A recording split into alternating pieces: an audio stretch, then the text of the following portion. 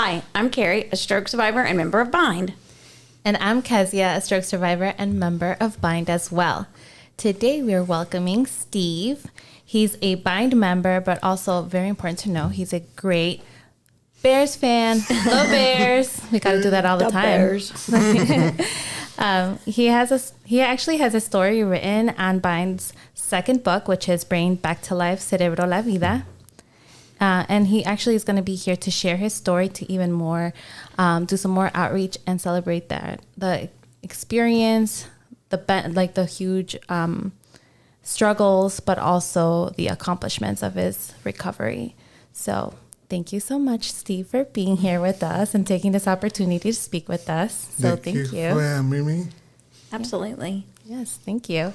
So I know that we know a little bit about you as a member of Bind, but will you share a little bit about you to our listeners? Okay. Where do I start? The cool things about you. Well, a lot of things I was tied with my hobbies. A lot of people do not know I am a huge comic book fan and nerd, and I collect a lot of different things, mainly Hot Wheels and other model cars. And I am into video games at such a age when people do not do video games. They look at me and say, yeah, you do these video games. It keeps my mind going as well. So a stagnant mind is a lost mind. So it keeps me on my toes, so to speak. And I like to cook, because back in the day, I used to be in the kitchen with my grandmother, and she showed me things I didn't know about when it comes to cooking. Like, for instance, I don't use measurements. I do what they say, your ancestors come down and tell you that's enough seasoning. Yeah. So you don't over-season your meals. But I think that the key for cooking is the seasoning. You cannot go wrong, but you can be wrong at sometimes by over-seasoning with salt. So I don't cook with any salt, so that brings out the flavor for it. And the other things that I am good at, I think, is being there for my daughter and my wife, because they are the big part of my recovery, and they were here for me. And I think, well, as you know, when I came to Bind, I was totally nonverbal. It took a long time for me to get to the point when I can be comfortable talking to people and not stumbling over my words. Yeah. But for the most part, that passed. I am going forward at this point. Yeah, well, look at you now. Here you're on our podcast. Yes. Yeah, and sometimes for people, it's very difficult to be speaking. And right now you're doing something super amazing. And I really hope that everyone is listening to you and actually understanding this big step to be speaking to a bunch of people, not just Bind members, not just, people that understand you, because we've all been through something very difficult, but to a wider crowd, right? And I think that's awesome. So honestly, thank you so much for taking that risk and talking to us. Yeah, absolutely. Yeah. But so tell us a little bit about what kind of brain injury you had for our listeners so that they understand. Well, I am a full stroke survivor. Okay. I have had 4 strokes. The first one is the worst one. It was not massive, but in the hospital, I felt I was slipping. What I mean by slipping, because it's very traumatic to go through something like that.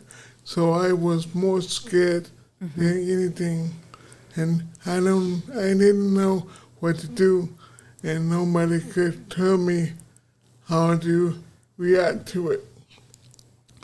I had a good team of nurses and doctors. One in particular I have to thank is my hematologist, Dr. Oliveras. I would say he saved my life more times than not. Because I can talk to him with no problem, because he was the one that put me at ease going through this changes. The other ones, I would say I am thankful for the contributions for my recovery. And I don't know. So, Steve, talking about that, when was your first stroke? Do you know what year or how long ago that was? It was 2011. Okay. I was transplanted, so to speak, from Chicago to Texas. I don't know. Well, I don't want to say since I crossed over the border, everything started happening to me, but it still feels like yesterday. So it was. I remember we were leaving Chicago because it was snowing, and at the same time my job told me they were relocating me to Texas. So that was not a hard decision to make. So stay in Chicago and freeze, so to speak, or go to Texas. So it worked out for us because it was a new beginning, and the weather was much nicer in Chicago. So Yeah, no, I agree. I mean, I get it. Like I had to decide Chicago or Texas after, but for me, it was after I had the stroke, but I get it. That's why we always connect. Go Bears. All right. So I think it was really important. I think I've done this with you before, but before I go on, I have to remember to take a little break for 5 seconds, just to remind our listeners to make sure to press follow and all the pretty buttons so you're reminded about bindwaves, and to make sure to listen to us every Thursday. All right, so back to the very important conversation. So I think we've talked about this before about, the 3 of us have had a stroke before, and then it's really amazing how, to me, it's almost alarming that you've had a stroke 4 times. So we've had this conversation before about the very important symptoms that you received and that you've come to learn now that are so important to listen to throughout the various times. So can you share that knowledge with our listeners about Be Fast and your symptoms that you felt? The first or the second or the third or the fourth, whichever one. But these symptoms are so important to know. Yeah, the first one is the game changer, because this first one caused, like I say, it kicks you off guard, and you have to go through what's happening with me, I feel funny. That's Right. all I can remember. I was feeling funny, and now I felt I know I was not feeling right. So as it stands, I was living with my brother, and he just came home. But I was talking with my wife, and she was coming home.